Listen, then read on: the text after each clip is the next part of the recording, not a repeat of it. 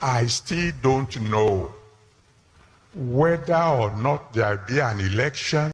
I'm sure most of you will be wondering, Adeboye is one of the forefront when it comes to prophecy, vision of the next year. You know how they do it? At the end of the year, they dole out prophecy for the year. But right now, it don't happen. Pastor Adeboye said some things that will shock you. For those who are waiting for prophecy, come and hear. Bombshell. Unfortunately, people thought that somehow Pastor Adeboye was going to support Tinubu, bearing in mind that Tinubu's wife, Remy, is she's a deaconess in that church. But conflict of interest, you know what it is? Osibanjo, a minister, vice president of Nigeria, got in there through the help of Bola Ahmed Tinubu. But Daddy Gio has something to say. In fact, Daddy Gio broke all the tables without leaving anything there. Let's get right into it.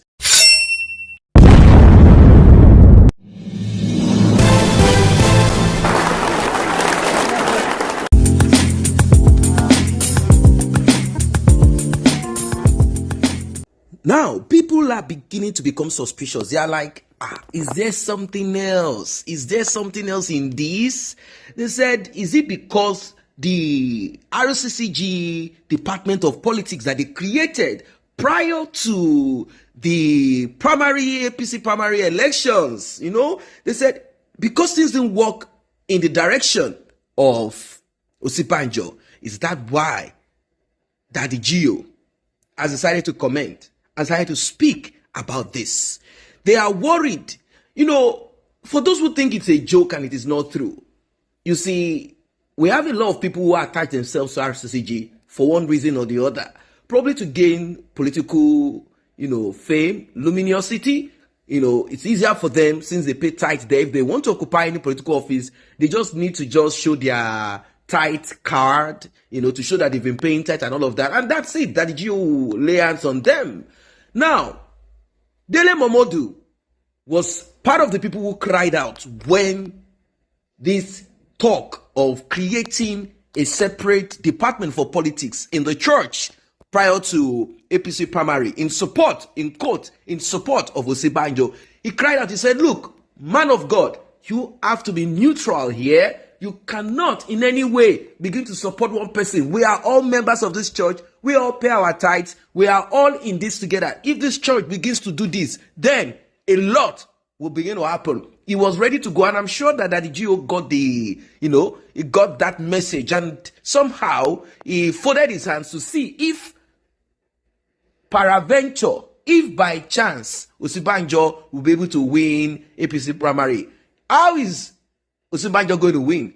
Simple, through the help of the President Buhari. But Buhari could not do more than he could do, because the man who felt that he was going to be robbed that chance, Tinubu, cried out, "Oh Lule, he fell. I was the one that put him there. I was the one that helped him. I supported him. And even his vice, I am the one who put him there.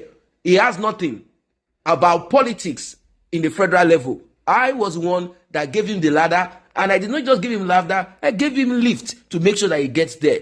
He kept talking and he said, "I have told them, and I'm telling you, Emilio Con, it is my turn, and I'm not going to be robbed." You see, this is how it goes. So now that Daddy Gio is saying this, and he's saying more, talking about how this administration has failed, but what he needs to bear in mind is that his member, minister, Osibanjo, a lawyer, a professor, is part of the show, part of this administration. If he was a man of integrity, he should have bowed out like how it is done in the West, where he's schooled in the UK. They would have bowed out and said, "Look, I am hanging my gloves and my shoes since I am here redundant, unable to perform, unable to do the right thing because of Christ, because of the Lord Yeshua Mashiach, because of Jesus Christ, because of heaven. I am taking myself out of this." But rather, he kept on giving excuses, talking about this, talking about that, saying things.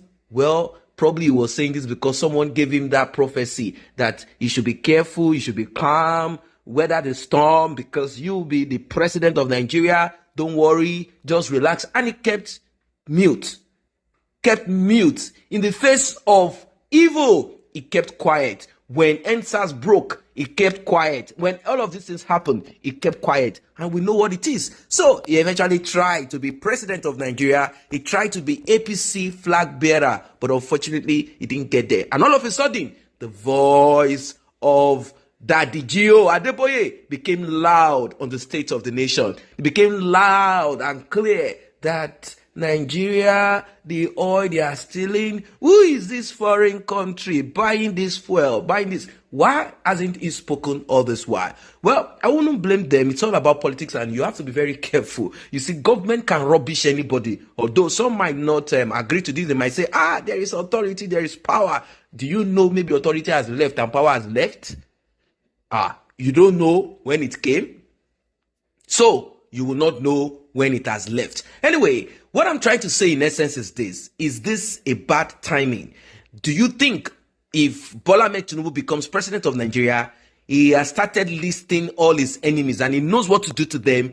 Because he is smart, he's intelligent, he will keep himself, act like he is a friend to all. But should he get in there, the likes of Adeboye, Osibanjo, and the rest of them, a lot might be, might happen to them, or he might just choose to forgive them. Now, Daddy Gio, I want us to listen to what he said. Let us get right into it. 80% of all the oil we are producing is being stolen. And nobody had denied it. It came from the government.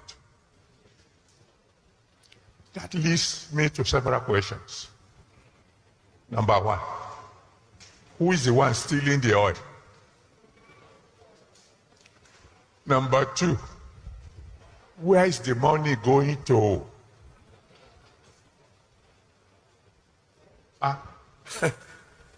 80% of what should have been the income of a nation is going to the hand of some people.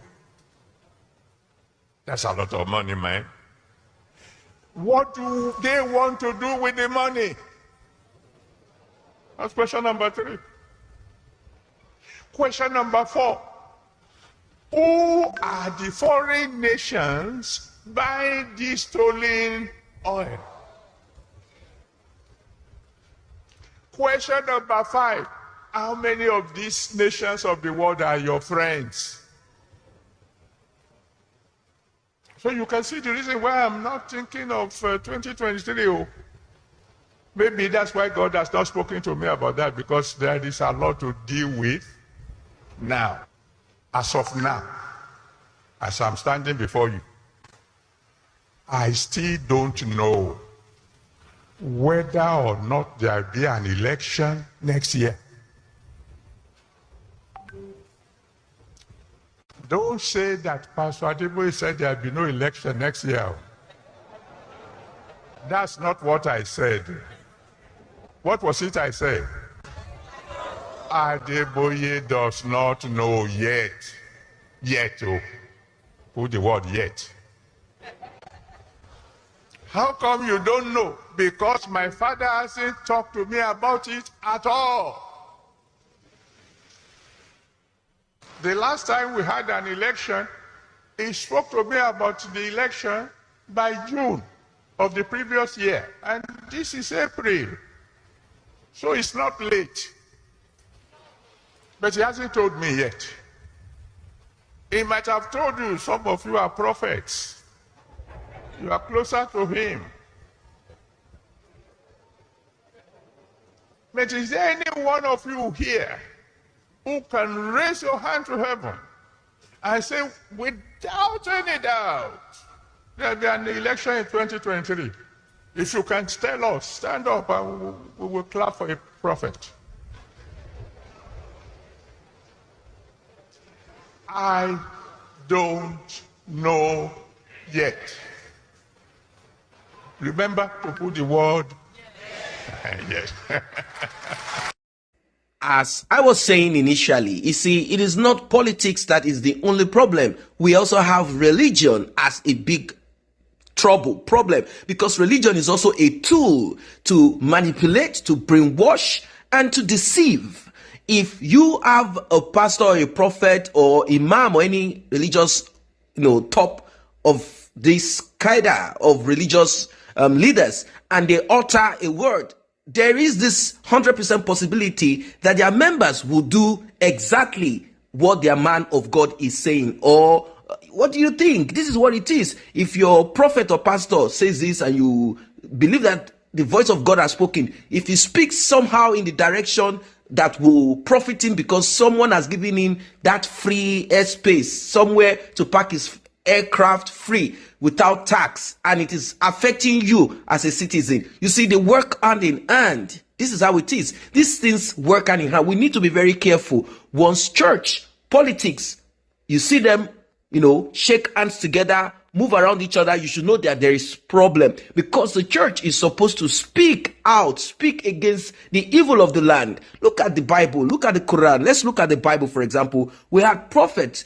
that cry, that lament, that speak against the evil of the land. Speak. But what we have now is pastors who want a particular politician that will favor them, that will do what they want, and they pretend as if this person is doing good for the body of Christ, whereas it is their own body. Like they have private jets where they can private park freely. They give them diplomatic passport. They have special ID, special phone number to get access to do this and that. They can, with a twinkling of an eye, call the president, call the governor, and post one person in this direction and all of that. Yes.